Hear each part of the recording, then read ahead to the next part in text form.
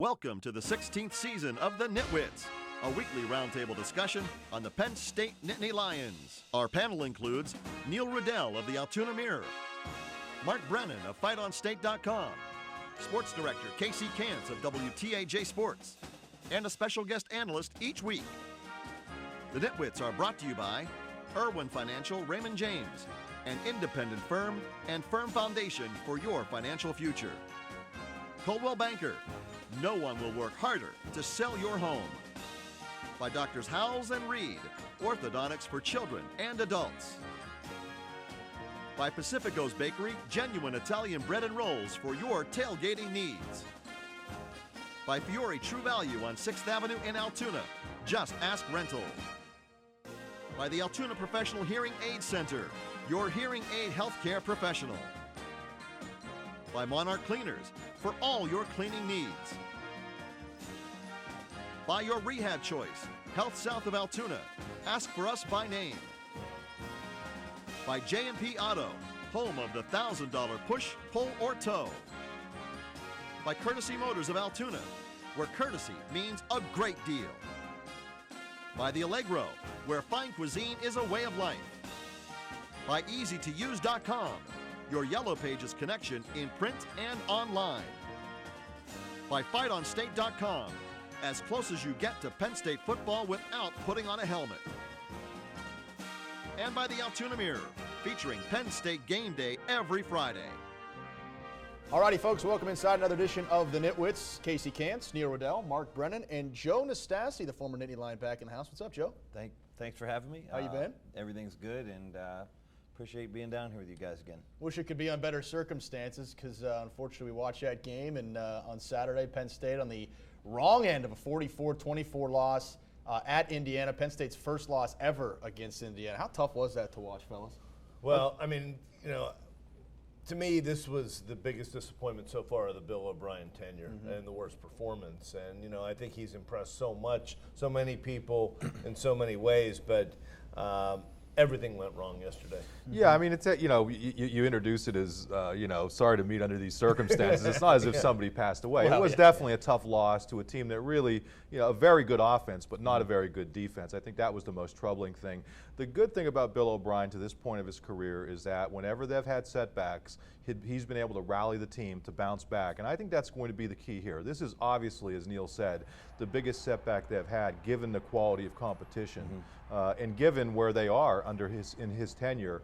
And my thought on this is let's see how they bounce back from this. And obviously they get a great test this week to have an opportunity to do it against Michigan. You don't mean, Mark, I'm very overdramatic. No, not at all. Joe, your thoughts on Saturday's game? Well, again, with the high expectations and the way that everybody's been able to see how he's operated this team over the last year.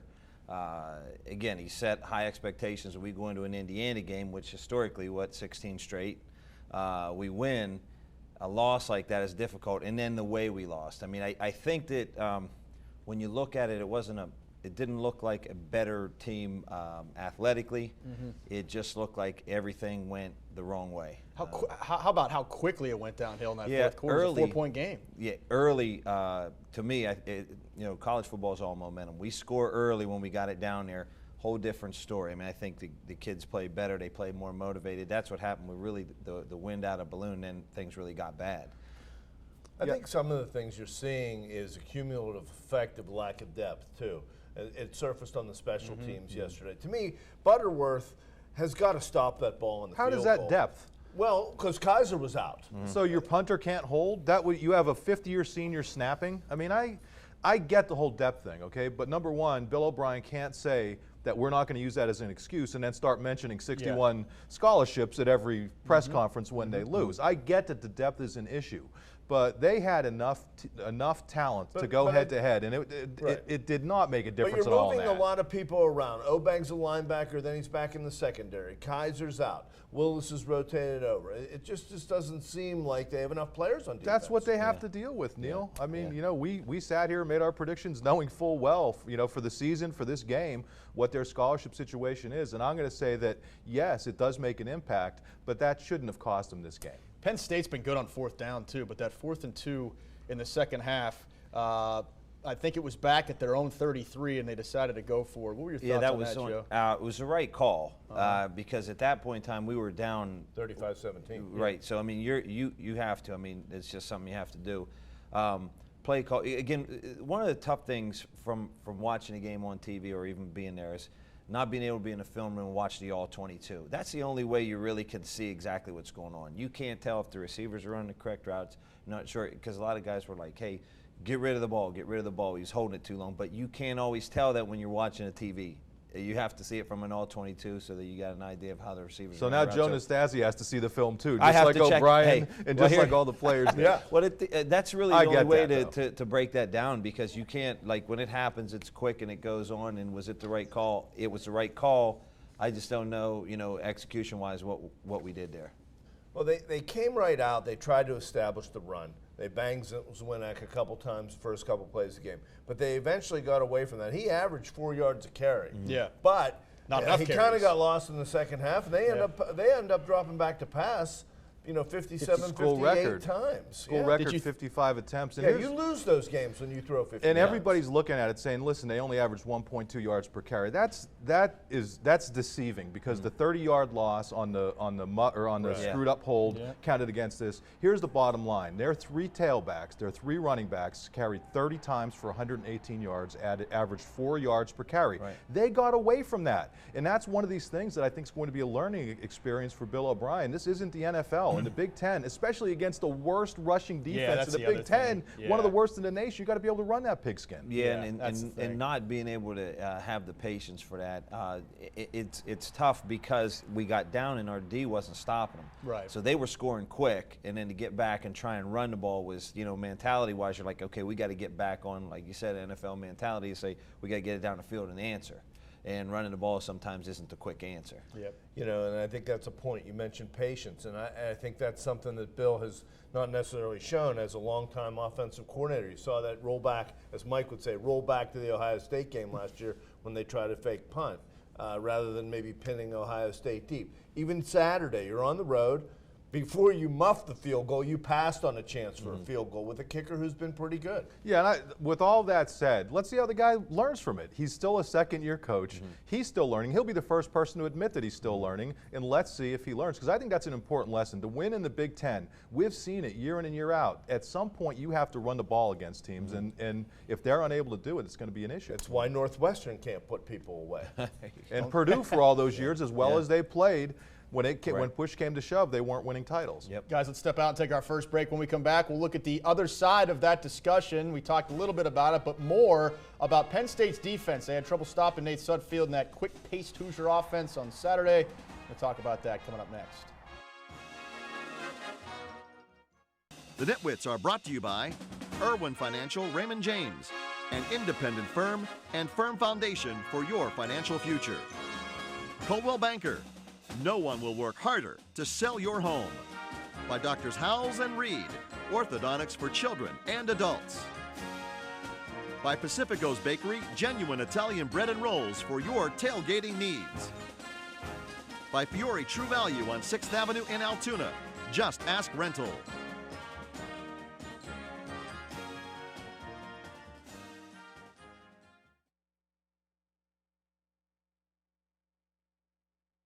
This is Zach Zwinek from the Penn State Nittany Lions, and you're watching the NitWits.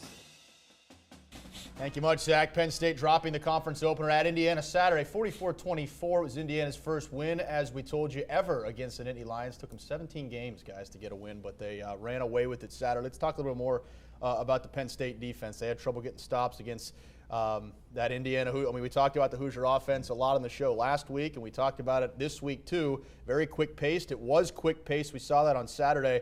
What is the state of this Penn State defense? Because remember the UCF game, they had 507 total yards there. I think it was 486 yesterday. They've also had a couple games they've allowed no points. You're talking about 78 points to UCF and Indiana.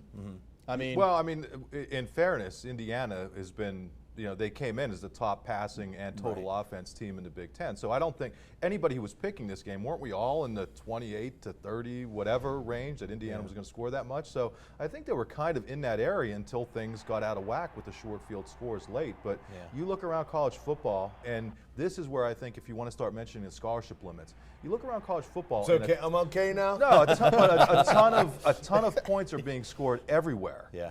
Everywhere. And I just think that this team, if they're going to be competitive, they're going to have to outscore people. And that's not just here. I think that's everywhere anymore. They were trying to. When they make these games, the high pace, it makes these games longer for sure. I mean, you don't have the huddle, the huddle where they are taking 35 off the clock, snap in and snap out. These guys were getting. I was watching the game. They were getting them off in 15, 14. That's a lot that's quick between snaps. It was But what I was waiting for someone, number one, to step up and make a play, and number two, someone to take the defense and be a leader out there. I mean, and I think we just discussed about leadership, and that was what was needed at that game. Someone on the defense side like Mahdi and Hodge and those guys. Somebody really step up and make a play.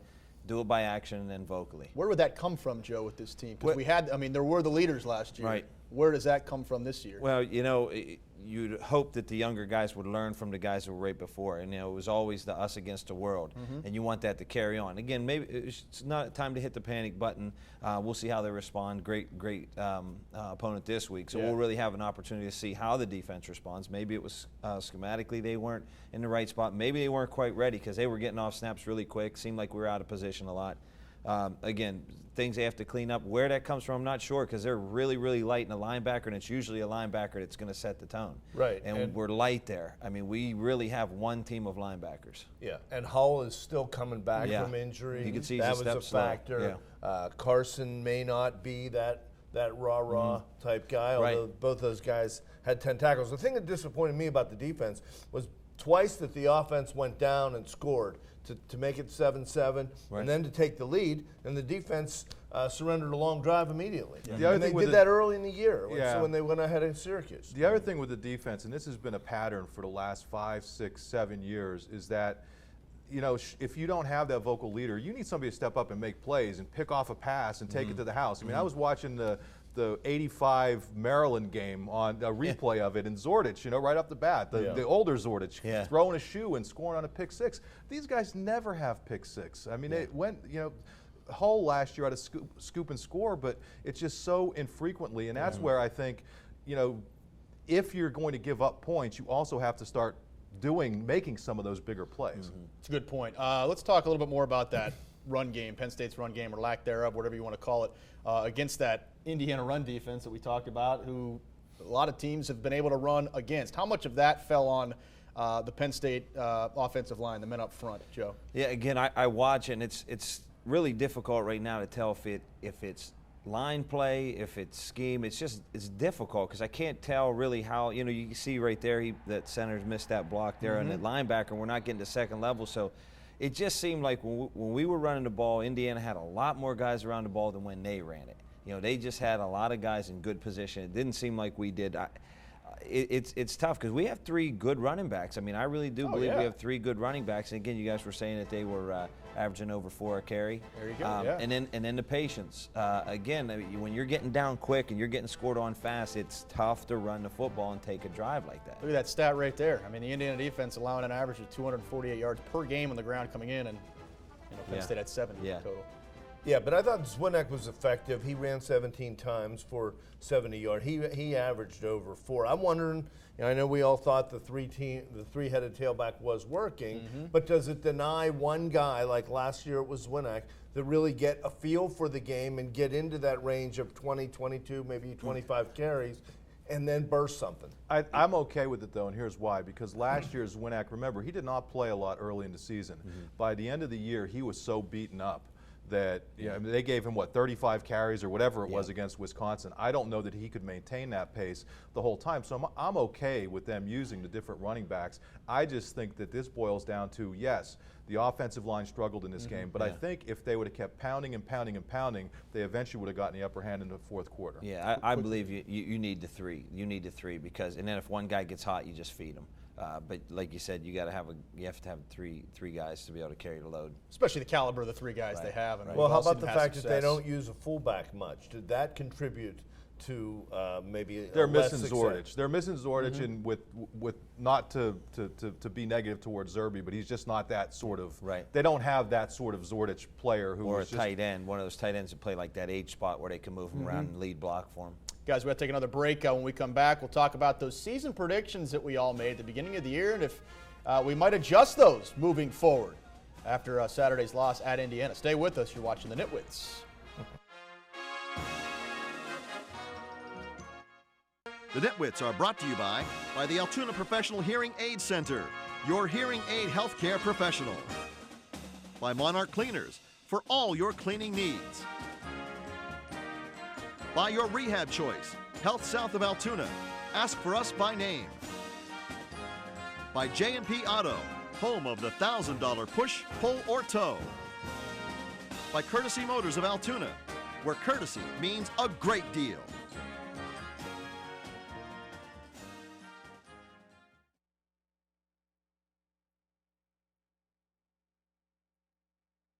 Jordan Hill from the Penn State Nittany Lions. You're watching the NitWits.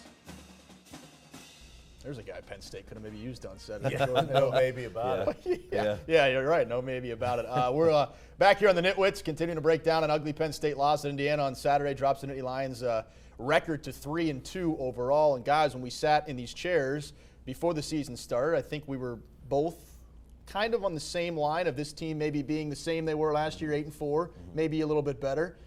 Now this loss at Indiana, not to like put your final predictions out there again, but does this kind of change going down the stretch how we see this team finishing up, Neil?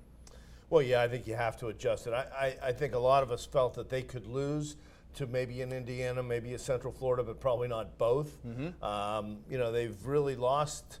I thought going into Indiana, their best performance of the year might have been against Central Florida. So they're sort of swimming uphill in terms of, and I think all of us that picked 8-4 are probably ready to adjust a little without elaborating too much. I didn't change my pick last year when they got hit with NCAA sanctions, so I'm not gonna change it yet. I really think that this next game against Michigan is going to tell us a little bit more about, was this an aberration or was this a situation where, hey, this team, really isn't as good as anybody thought. I just think it's too early to make that kind of call. What do you think, Joe?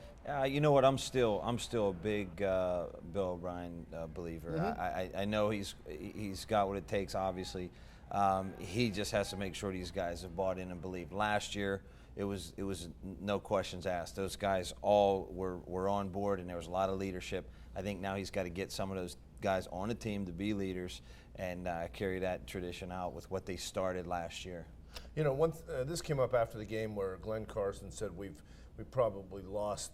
I think intentionally this us against the world mentality, because you can only sustain that kind of emotion so long. So now they're having to get by with execution and physically, and we're seeing some leaks. Yeah. We're going to step out, take our final break. We've talked about 18th ranked Michigan up next. They're going to come to Beaver Stadium next Saturday. We're going to give you our picks on the other side. Stay with us.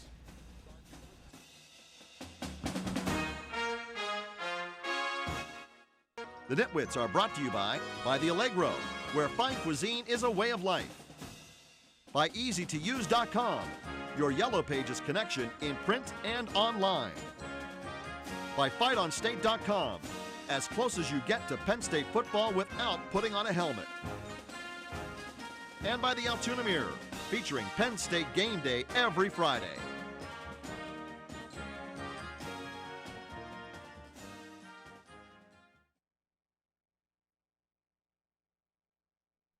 I'm Jesse Della Valle from your Penn State Nittany Lions, and you're watching the NitWits. Thank you, Jesse. Back here to wrap this thing up. And, guys, it gets no easier this week. 18th ranked Michigan coming to town. At least it'll be at home. The Wolverines coming at 5-0. Had a couple close calls, though, thus far. Penn State can have a sellout crowd and a semi-evening kick as well. I guess we've discussed I will pick first this week because this is a game-time decision for me. I'm still thinking about a pick as I'm talking right now. It's tight. I don't know. You're getting no help from us. Well, I know I'm not. These highlights will help. There you go. I think it's gonna be close. I am gonna go with Michigan though. I think it's gonna be a 4 or 5 point win. I'm gonna say Michigan 31, Penn State 27. Okay, we talked at the beginning about how Penn State was going to lose some games that we didn't expect. We also thought maybe they were going to win a game or two. I think there's going to be plenty of opportunities, at least for me, to pick against them later in the year. But I think with the big home crowd this week, I think they are going to respond. I don't know that Michigan's all that great. I'm going to say Penn State 27, Michigan 24. Okay, now when Mike's not here, you guys obviously pick up the time element by making your picks even longer. I'm going to go with my pick first. My pick is going to be 33-30. And I'm going with Michigan, and here's why. They've played some poor opponents and have just eked by. Yeah. They've won tight games. Penn State hasn't shown us that they could win tight games yet. Joe, about 30 seconds for your pick. Beaver Stadium, homecoming, blue out or white out, okay? We are 30-28 Penn State. Wow, 2-2. Divided here.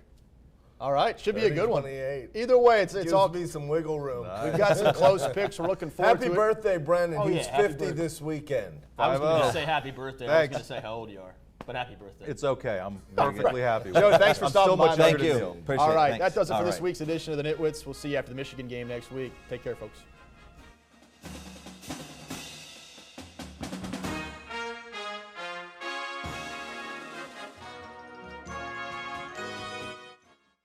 The Nitwits have been brought to you by Irwin Financial Raymond James, an independent firm and firm foundation for your financial future. Coldwell Banker, no one will work harder to sell your home. By Doctors Howells and Reed, orthodontics for children and adults. By Pacifico's Bakery, genuine Italian bread and rolls for your tailgating needs. By Fiore True Value on 6th Avenue in Altoona, just ask rental. By the Altoona Professional Hearing Aid Center, your hearing aid healthcare professional. By Monarch Cleaners, for all your cleaning needs. By your rehab choice, Health South of Altoona, ask for us by name. By J&P Auto, home of the $1,000 push, pull, or tow.